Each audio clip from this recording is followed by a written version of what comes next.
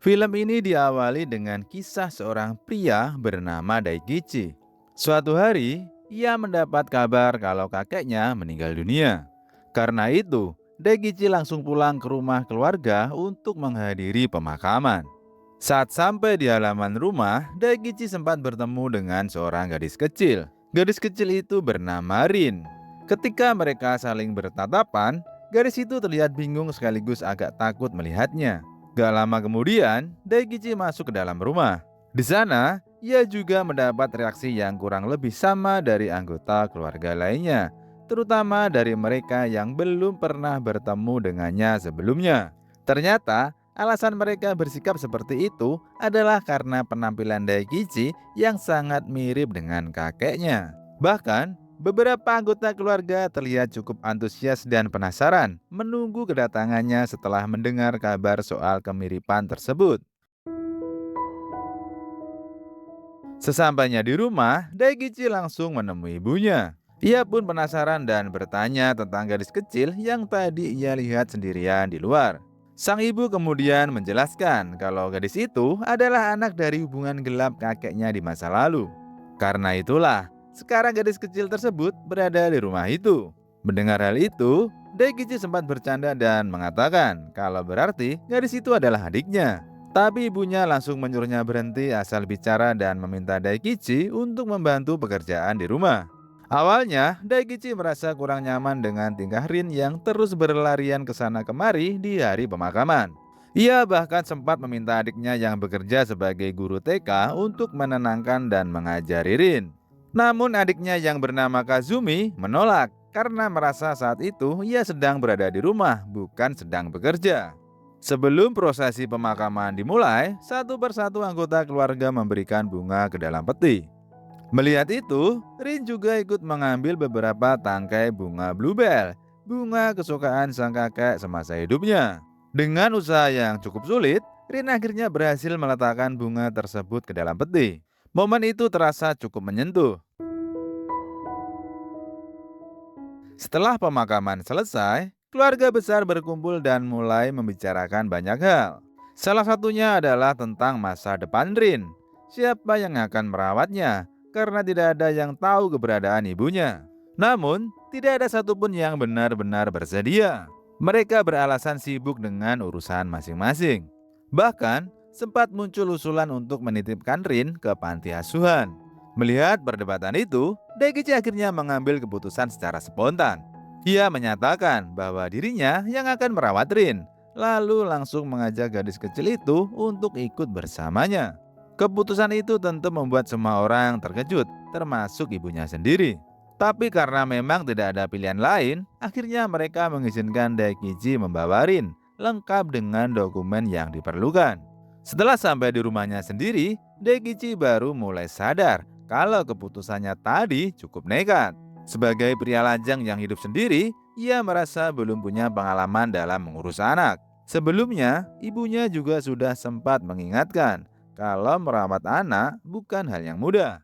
Meski begitu, Daikichi tetap berusaha berpegang pada keputusannya. Keesokan harinya, Daikichi mulai menjalani rutinitas barunya. Ia bangun pagi dan mencoba menyiapkan makanan untuk dirinya dan Rin. Tapi ternyata, Rin merasa porsinya kurang dan meminta tambahan lagi. Daikichi pun menambah nasi untuknya. Namun, tanpa diduga, Rin justru membuat onigiri sendiri dan bahkan membaginya dengan Daikichi. Dari situ mulai terlihat kalau Rin pelan-pelan mulai dekat dan peduli dengan Daikichi. Setelah itu, Daikichi mengajak Rin pergi berbelanja. Di sana sempat ada beberapa ibu-ibu yang melihat mereka dengan heran, bahkan sedikit menertawakan situasi tersebut. Hal itu membuat Daikichi agak canggung, sampai ia sempat mengambil pakaian seperti rok untuk Rin dan mengajaknya pulang. Tapi Rin dengan polos menjelaskan kalau rok seperti itu tidak cocok dipakai untuk bermain di playground. Dari situ, Daikichi baru sadar kalau ia belum benar-benar memahami kebutuhan anak seusia Rin.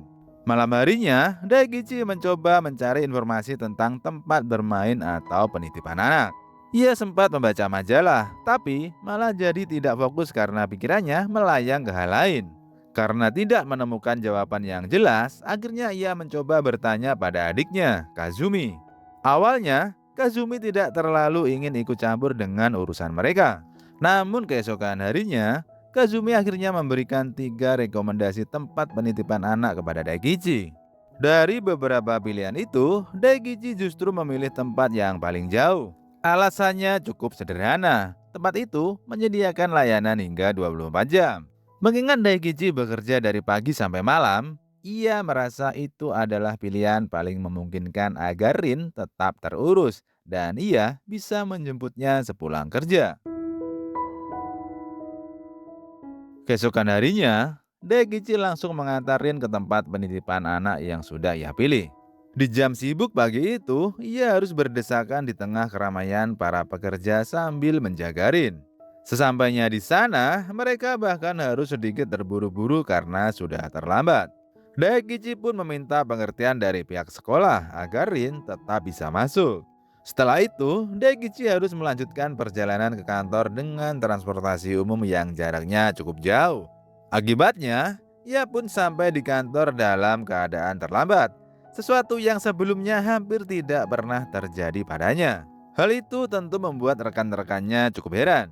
Di sisi lain, hari pertama Rin di tempat tersebut juga tidak mudah. Ia menunggu Daikichi sampai larut malam, bahkan menjadi anak terakhir yang masih berada di sana. Rin terlihat sedikit kesal dan cemberut. Namun, begitu melihat Daikichi datang menjemputnya, ekspresi Rin langsung berubah menjadi lebih ceria.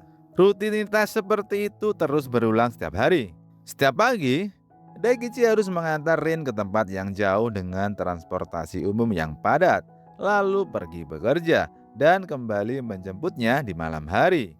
Kondisi itu lama-lama membuat mereka berdua kelelahan, baik secara fisik maupun waktu. Akhirnya, Daikichi mengambil keputusan besar. Ia mengajukan permohonan untuk pindah ke divisi lain dengan jam kerja yang lebih singkat, agar bisa lebih tepat waktu dalam menjemput Rin. Awalnya, manajernya menjelaskan bahwa perusahaan sebenarnya sudah memiliki aturan khusus bagi karyawan yang memiliki anak. Namun, Daikichi tetap berusaha meyakinkan dan meminta pengertian. Setelah mempertimbangkan situasinya, sang manajer akhirnya mengizinkan Daikichi untuk pindah ke divisi yang jam kerjanya lebih fleksibel. Sebagai karyawan yang dikenal rajin, keputusan Daikichi untuk pindah divisi tentu disayangkan oleh rekan-rekannya. Meski begitu, ia tetap menjalani pilihannya demi bisa lebih dekat dan punya waktu untuk Rin. Selain itu, Daikichi juga memindahkan Rin ke tempat penitipan anak yang jaraknya lebih dekat dari rumah, supaya aktivitas mereka tidak terlalu melelahkan. Di hari pertama bekerja di divisi baru, Daikichi sempat merasa canggung. Ia melihat rekan-rekan barunya yang bertubuh lebih besar dan terlihat cukup tegas, sehingga sempat membuatnya sedikit gugup. Namun setelah mulai berinteraksi, Daikichi menyadari kalau mereka sebenarnya orang-orang yang baik. Bahkan, banyak di antara mereka adalah sosok ayah yang bertanggung jawab untuk keluarganya. Dari situ, Daikichi pun mulai merasa nyaman dan bisa berbaur dengan cepat. Sementara itu, di tempat penitipan, Rin yang awalnya pendiam akhirnya mulai membuka diri. Ia pun mendapatkan seorang teman baru bernama Koki. Waktu terus berjalan, sampai suatu pagi Daikichi menyadari ada sesuatu yang basah di tempat tidurnya. Awalnya, ia mengira itu hanya keringat, tapi kejadian itu terus terulang beberapa hari. Akhirnya, ia menyadari kalau Rin masih mengompol saat tidur. Rin sendiri sempat berusaha diam-diam mengganti bajunya agar tidak ketahuan. Namun, Daikichi dengan tenang mengatakan kalau itu bukan hal yang perlu ditakuti atau dipermasalahkan. Sejak saat itu, ia mulai mengingatkan Rin untuk ke kamar mandi sebelum tidur. Meski begitu, Rin ternyata sempat berbohong karena sebenarnya ia merasa takut pergi ke toilet sendirian saat malam hari. Suatu malam, Rin tiba-tiba bertanya apakah suatu hari nanti Daikichi juga akan pergi seperti kakeknya. Pertanyaan itu membuat Daikichi terdiam sejenak. Dengan lembut, ia mencoba menenangkan Rin dengan mengatakan bahwa semuanya akan baik-baik saja. Terlihat jelas kalau Rin masih merasa takut kehilangan orang yang ia sayangi. Di malam itu, mereka juga sempat mengenang sosok kakek. Bagaimanapun, Rin menghabiskan banyak waktu bersama kakeknya semasa hidup. Saat Rin kembali bertanya tentang di mana kakeknya sekarang, Daikichi menjawab dengan cara yang menenangkan bahwa kenangan tentang kakek akan selalu ada di hati Rin. Karena suasana mulai terasa haru, Daikichi pun mengajak Rin untuk beristirahat. Sebelum tidur, ia juga menunjukkan sesuatu pada Rin agar ia bisa merasa lebih tenang dan tidak takut lagi saat malam hari.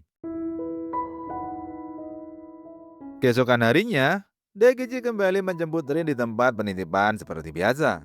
Tidak lama kemudian, ibu dari Kogi datang untuk menjemput anaknya. Saat itu, Daikichi sempat terkejut karena merasa wajah ibu Kogi terlihat familiar. Ia menyadari bahwa wanita tersebut adalah sosok yang pernah ia lihat di majalah beberapa waktu lalu. Meski begitu, ibu Kogi tidak terlalu memperhatikan Daikichi dan langsung menyapa Rin dengan ramah. Namun saat itu juga, ia menyadari kalau kondisi Rin terlihat kurang sehat. Tubuhnya terasa hangat seperti sedang demam. Tanpa berpikir lama, Daikichi langsung berinisiatif membawa Rin ke dokter. Sayangnya, ia tidak mengetahui adanya klinik di sekitar tempat tersebut. Melihat situasi itu, ibu Kogi pun dengan sigap membantu dan mengajak mereka ke dokter langganannya agar Rin bisa segera diperiksa. Setelah semuanya selesai, Daikichi merasa cukup menyesal karena tidak menyadari lebih awal kalau Rin sedang tidak enak badan. Keesokan harinya, Koki bersama ibunya kembali menjenguk Rin.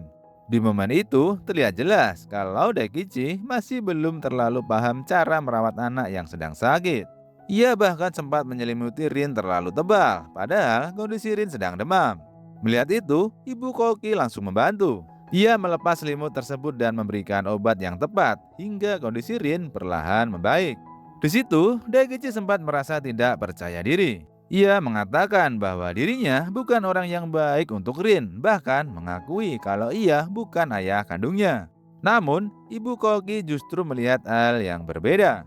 Dari sikap Rin, terlihat jelas kalau gadis kecil itu sangat menyayangi Daikichi, bahkan sudah menganggapnya seperti ayahnya sendiri. Sejak saat itu, hubungan mereka pun semakin dekat. Hampir setiap hari setelah pulang kerja dan menjemput Rin, mereka menghabiskan waktu bersama, bermain dan bercanda. Sampai suatu hari, paman Daikichi memintanya datang ke rumah peninggalan kakeknya. Di sana, Daikichi dipertemukan dengan seorang petugas dari dinas sosial. Paman Daikichi menyarankan agar Rin diserahkan kepada pihak tersebut. Namun, setelah semua yang mereka lalui bersama, Daikichi dengan tegas menolak. Di perjalanan pulang, petugas tersebut terus mencoba meyakinkan Daikichi. Ia mengatakan bahwa merawat anak bukan hal mudah dan suatu saat nanti, anak itu bisa saja melupakan semua yang sudah dilakukan. Mendengar hal itu, Daikichi merasa tidak setuju. Ia pun menghentikan mobilnya dan membiarkan petugas tersebut turun. Sesampainya di rumah, Daikichi terlihat murung. Ia sempat keluar sebentar, lalu pulang dengan membawa alat olahraga, mungkin untuk mengalihkan pikirannya. Saat sedang berolahraga, Rin tiba-tiba meminta bantuannya untuk mengikat rambut. Dari situ, percakapan di antara mereka mulai mengalir. Daikichi kemudian bertanya tentang kehidupan Rin dulu di rumah kakeknya. Ia menjawab bahwa di sana ada komputer, tapi lebih sering digunakan oleh seorang wanita bernama Masako. Rin juga bercerita bahwa Masako bersikap kurang ramah padanya, sehingga ia tidak menyukainya. Mendengar nama itu, Daikichi langsung terkejut. Ia teringat bahwa dalam buku panduan yang diberikan ibunya, nama ibu kandung Rin juga adalah Masako. Malam harinya, setelah Rin tidur, Daikichi kembali membuka buku tersebut dan menemukan sebuah halaman website. Saat ia membukanya, ternyata situs itu milik seseorang bernama Masako Yoshi. Daikichi mencoba menghubungi wanita tersebut untuk membicarakan tentang Rin. Namun, respon yang ia terima terasa dingin dan kurang bersahabat. Akhirnya, Daikichi memutuskan untuk mengajak Masako bertemu langsung. Keesokan harinya, Daikichi menitipkan Rin ke rumah orang tuanya sebelum pergi. Awalnya, Rin terlihat cukup canggung dan sedikit takut karena ia merasa belum benar-benar diterima oleh keluarga tersebut. Setelah itu, Daikichi pergi menemui wanita bernama Masako. Ternyata, Masako yang ia temui masih terlihat muda. Dengan jujur, Masako mengatakan bahwa sejak awal ia tidak pernah benar-benar siap memiliki Rin, bahkan belum bisa menganggap dirinya sebagai seorang ibu.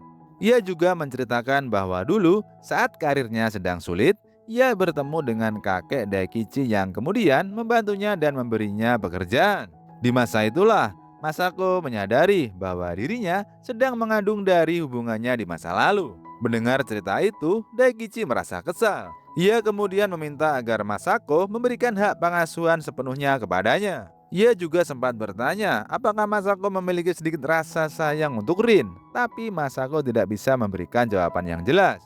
Setelah pertemuan itu, Daikichi pergi dengan perasaan campur aduk. Namun tidak lama kemudian, Masako menyusulnya dan mengatakan bahwa ia sebenarnya ingin yang terbaik untuk Rin.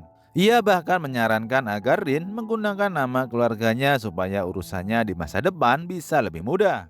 Sepulang dari sana, Daikichi menjemput Rin. Kali ini suasananya sudah jauh lebih hangat. Rin terlihat mulai nyaman dengan keluarga Daikichi, bahkan sempat ingin kembali berkunjung lagi. Di perjalanan, Daikichi sempat bertanya bagaimana kalau nama Rin diubah, sebagai tanda bahwa ia akan menjadi sosok ayah sepenuhnya. Tapi Rin menolak dengan polos karena ia lebih menyukai namanya yang sekarang dan ingin Daikichi tetap seperti yang ia kenal.